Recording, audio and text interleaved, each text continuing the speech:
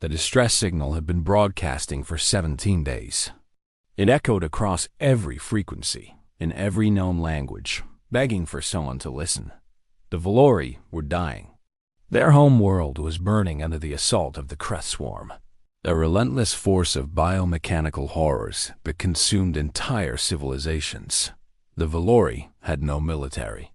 They were artists, philosophers, healers. They had never built a weapon in their 10,000 years of existence. Now, they faced extinction. Ambassador Serial stood before the Galactic Council, her silver skin pale with exhaustion and fear. Her voice cracked as she addressed the representatives of 200 species. She showed them images of her world, cities turned to ash, children running through burning streets, the Creth moving through their population centers like a dark tide, leaving nothing alive in their wake. "We beg you," Serial said, her forearms clasped together in a gesture of desperate prayer. "Send your fleets. Send your soldiers. We will give everything we have. We will serve your empires for 1,000 years. Just save our people." The Nexari representative spoke first. His voice was cold and calculating. The Nexari were the oldest species in the galaxy. They had seen empires rise and fall like waves on an endless ocean. "The Creth are unstoppable," he said. "We have studied their movement patterns. Your world will fall within 3 standard cycles. Any fleet we send would arrive too late and would only draw the swarm's attention to our own territories. We cannot risk our civilization for a lost cause." The Torvax delegation agreed. They were warriors, proud and powerful, with ships that could crack moons in half. But even they feared the Creth. Our military analysts have determined that defeating the swarm would require sacrifices our people are not willing to make, their commander stated. "We offer our condolences, but we will not send our sons and daughters to die for a species that cannot defend itself." One by one, the great powers of the galaxy turned away. The Meridian Collective cited economic concerns. The Ashani Confederation claimed their forces were already stretched thin. The Yulani Empire simply refused to acknowledge the request at all. The council chamber fell silent. Serial collapsed to her knees, her hope shattered. Her people were going to die, and the galaxy had chosen to watch. Then, from the far corner of the chamber, a voice spoke up. It belonged to a species that had joined the galactic community only 50 years ago. They were young, primitive by most standards, with technology that was centuries behind the major powers. Their fleet was small. Their military experience was limited to their own internal conflicts. No one had expected them to speak at all. "We will help you." The human ambassador, a tall woman named Elena Vasquez, stepped forward. Her eyes were hard, her jaw set with determination. The other representatives stared at her in disbelief. Some of them laughed. The humans? The Nexari representative said with barely concealed contempt, "You have been a spacefaring species for less than a century. Your ships are held together with primitive fusion drives and hope. What could you possibly offer?" Elena did not flinch. "We offer everything we have," she said. "Every ship that can fly, every soldier who can fight, every resource we can spare." She turned to face Serial, who was still on her knees, tears streaming down her silver face. "We offer our lives, if necessary. No one should face extinction alone." The council erupted in whispers and murmurs. This was madness. The humans were throwing themselves into a war they could not win. They would be slaughtered alongside the Valori, and their young species would be wiped from existence. But Elena did not waver. She had made her decision, and humanity would stand behind it.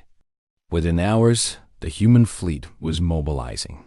It was a small force by galactic standards. 47 warships, ranging from massive carriers to nimble destroyers. 200,000 soldiers, volunteers all, who had signed up knowing they might never return home. Engineers, medics, pilots, marines.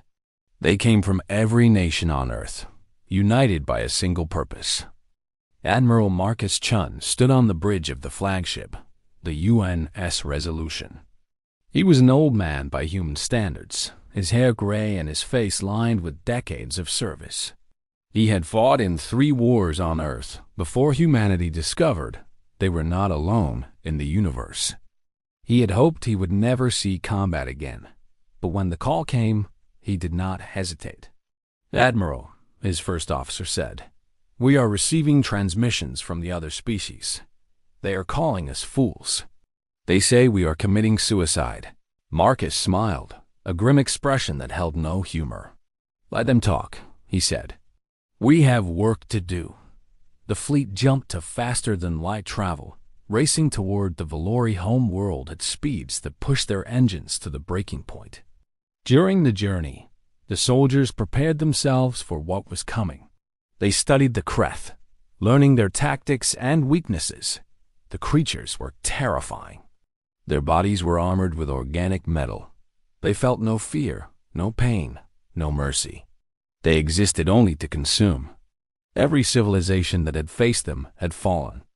But humans had faced impossible odds before. They had survived ice ages, plagues, and wars that nearly destroyed their planet.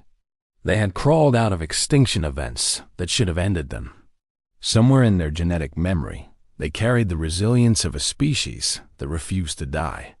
When the fleet arrived at the Valori homeworld, the situation was worse than anyone had expected. Half the planet was already under Kreth control. The remaining population had retreated to the northern continent, huddled in cities protected by failing shields. Millions had died. Millions more would follow unless something changed. Admiral Chun ordered the fleet into battle formation. The Kreth ships moved to intercept them. They were massive, living vessels grown from the same biomechanical material as their ground forces. They outnumbered the humans 3-1. Any tactical analysis would have recommended immediate retreat. "All hands," Marcus said over the fleet-wide communication system. "This is the Admiral. Today, we fight for people we have never met. We fight for a world that is not our own. We fight because no one else would. Remember why you are here. Remember what it means to be human." The battle began. Human ships dove into the Kreth formation with a ferocity that surprised even the swarm. Missiles streaked through the void, tearing into organic hulls. Laser batteries cut through enemy fighters. The Resolution led the charge, its heavy guns blazing as it carved a path toward the planet's surface. The fighting was brutal. Human ships were destroyed. Lives were lost. But for every ship that fell, 3 Kreth vessels were crippled or destroyed. The humans fought with a desperation and creativity that the swarm had never encountered. They used tactics that made no logical sense, sacrificing themselves to protect their comrades, attacking from angles that seemed suicidal. But somehow, they worked. On the ground, human Marines landed in drop pods, crashing into the occupied zones with weapons blazing. They fought alongside the few Valori who had taken up arms, teaching them how to use the rifles they had never needed before. Sergeant Maya Torres led her squad through the burning streets of Sorali, the Valori capital, hunting Kreth with a fierce determination that bordered on madness. "Keep moving," she shouted as her soldiers advanced. "We don't stop until every one of these things is dead." The Kreth pushed back. They were stronger, faster, and they did not tire. But the humans had something the swarm did not understand. They had each other. When one soldier fell, another took their place. When a squad was overwhelmed, reinforcements arrived. They communicated, adapted, and refused to give ground. Days passed. The battle seemed endless. Human losses mounted. Admiral Chun was wounded when a Kreth boarding party breached the Resolution. He continued commanding from a stretcher, refusing to leave the bridge. In the cities below, Sergeant Torres lost half her squad, but kept fighting. Medics worked without sleep, treating wounds and preparing the dead for burial. Then something extraordinary happened. The Kreth began to retreat. For the first time in recorded history, the swarm pulled back. Their losses had been too great. The cost of consuming this world was higher than they were willing to pay. The living ships disengaged, withdrawing toward the edge of the system. The ground forces followed, abandoning the cities they had taken. The humans had won. Ambassador Serial wept when she heard the news. She had watched the battle from the safety of a bunker, convinced that the humans were simply delaying the inevitable. But they had done the impossible. They had broken the Creth. In the aftermath, the galaxy was silent.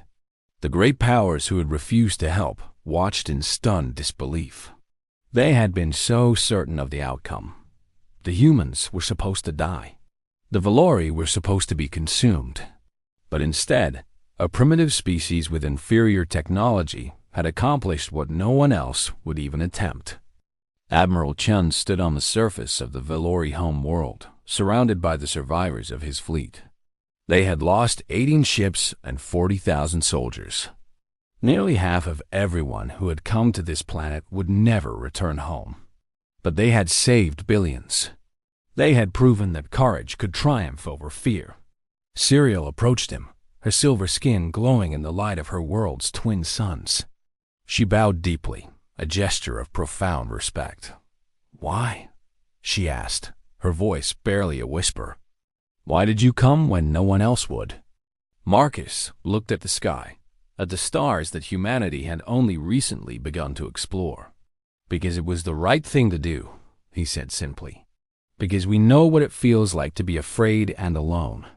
And because we refuse to live in a galaxy where the strong abandon the weak." Word of what happened spread across every civilization. The humans, the young and primitive species that no one had taken seriously, had changed everything. They had shown that the Creth could be defeated. They had proven that the galaxy's powers had been paralyzed by cowardice, not wisdom. In the years that followed, other species began to reach out to humanity. Trade agreements were signed. Alliances were formed. Young aliens traveled to Earth to study human philosophy, to understand how such a small and fragile species had developed such a powerful sense of justice. The Valori never forgot. They rebuilt their world with human help, and when their children were taught history, they learned about the day the galaxy turned away. They learned about the humans who came anyway. They learned that the measure of a civilization was not its technology or its power, but its willingness to stand for those who could not stand for themselves. And across the stars, in council chambers and military academies, in trading posts and frontier worlds, a new phrase entered the galactic vocabulary. When someone faced impossible odds, when hope seemed lost and darkness closed in, there was a question that beings of all species asked. What would the humans do? The answer was always the same. They would fight. They would sacrifice. They would answer the cries that everyone else ignored. Because that was what it meant to be human.